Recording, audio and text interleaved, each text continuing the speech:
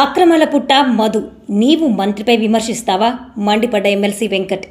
మంత్రి శ్రీధర్ బాబుపై బీఆర్ఎస్ నేతలు చేసిన ఆరోపణలు నిరాధారమైనవి. పుట్ట మధు రాజకీయ దురుద్దేశంతోనే అసత్యాలను ప్రచారం చేస్తున్నారు. మీరు ఎన్ని అసత్యాలు ప్రచారం చేసినా మంత్రి శ్రీధర్ బాబు ఏంటో, ఆయన కుటుంబం ఏంటో ఈ రాష్ట్ర ప్రజలకు బాగా తెలుసునని ఎమ్మెల్సీ బాలుమూరి వెంకట్ అన్నారు.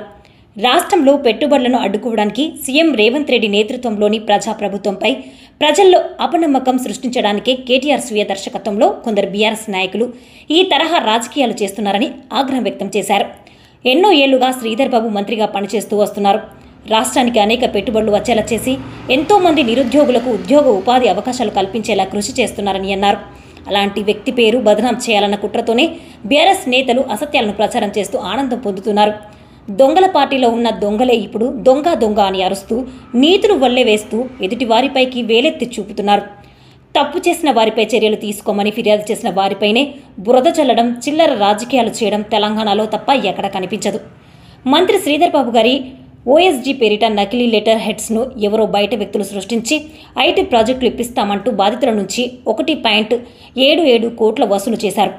ఇందులో మంత్రి శ్రీధర్ బాబు గారి పేషీకి కానీ మంత్రి గారి వ్యక్తిగత ఇతర సిబ్బందికి కానీ ఎలాంటి సంబంధం లేదు. ఈ విషయం మంత్రి శ్రీధర్ బాబు దృష్టికి రాగానే ఆయన వెంటనే అప్రమత్తమయ్యారు. సిబ్బందిని అప్రమత్తం చేశారు. బాధితులతో మాట్లాడి పూర్తి వివరాలను తెలుసుకున్నారు. పోలీసులకు ఫిర్యాదు చేయాలంటూ ఓఎస్డీని ఆదేశించారు. మంత్రి ఓఎస్డీ స్వయంగా జూన్ 3న సైఫాబాద్ పోలీస్ స్టేషన్లో నకిలీ లెటర్ హెడ్స్ మోసానికి పాల్పడిన ఓడూరు వివి సత్యనారాయణ అలియాస్ సతీష్ అండ్ గ్యాంగ్పై ఫిర్యాదు చేశారు.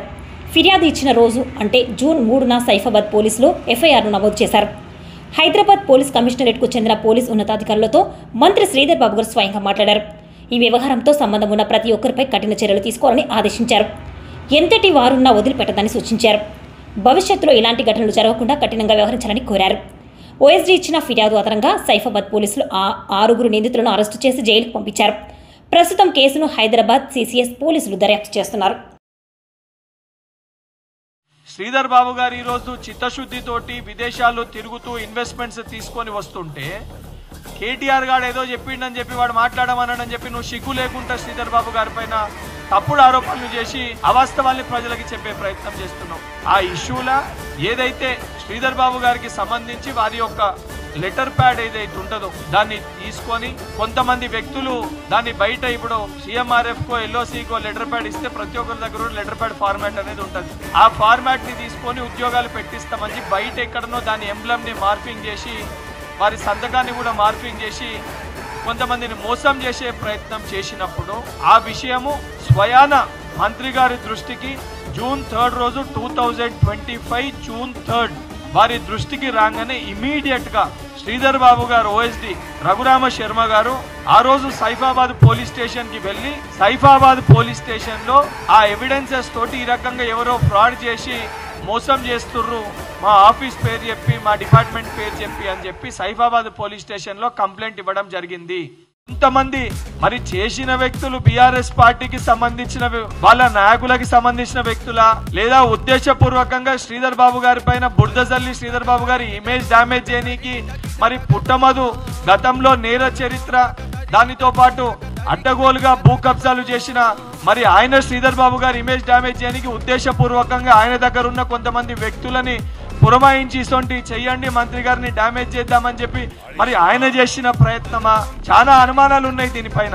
ఎందుకనంటే ఇంత క్లియర్ గా తప్పు జరిగింది అని తెలియంగానే స్వయంగా డిపార్ట్మెంటే వెళ్లి సైఫాబాద్ పోలీస్ స్టేషన్ లో కేసు పెట్టి దాన్ని ఫాలో అప్ చేసి దాని డిపార్ట్మెంట్ ఎంక్వైరీ చేసి సంబంధించిన వ్యక్తులని కస్టడీ తీసుకొని దాన్ని రిమాండ్ చేసిన తర్వాత ఏదైతే దాని అఫెక్టెడ్ పర్సన్ విక్టిమ్ ఉన్నాడో ఆ విక్టిమ్ సెప్టెంబర్ 12 రోజు సైఫాబాద్ పోలీస్ స్టేషన్ వెళ్లి కేసు పెట్టడం జరిగింది.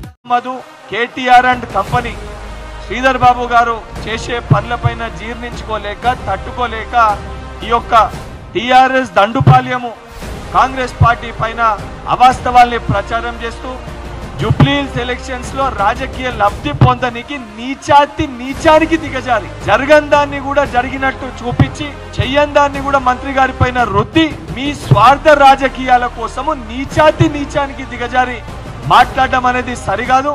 శ్రీధర్ బాబు గారి వారి కుటుంబము వారికి పేరు ఏ రకంగా ఉంది, ఏ రకంగా ప్రజలకి వారు అందుబాటులో ఉంటారు, ఏ రకంగా వారు తెలంగాణ రాష్ట్ర అభివృద్ధి కోసం కానీ మంత్రి నియోజకవర్గాని కోసం కానీ ఏ రకంగా విదేశాలకు వెళ్లి తెలంగాణ రాష్ట్రానికి పెట్టుబడులు తీసుకొని వస్తున్నారు. గతంలో ఐటీ శాఖ మంత్రిగా ఉన్న మీ నాయకుడు కల్వకుంట్ల తారక రామారావు ఇన్వెస్ట్మెంట్లు తక్కువ, బిల్డప్లు ఎక్కువ. శ్రీధర్ బాబు గారు కష్టపడి ఇన్వెస్ట్మెంట్లు తీసుకొని వస్తుంటే కేటీఆర్ ఇచ్చిన డైరెక్షన్స్ ని తీసుకొని శ్రీధర్ బాబు గారి వ్యక్తిగత ఇమేజ్ డ్యామేజ్ చేయనీకి బీఆర్ఎస్ పార్టీ నాయకులు పుట్ట మధు గారు ఈ కుట్రలు పన్నుతుర్రని చాలా స్పష్టంగా అర్థమవుతుంది.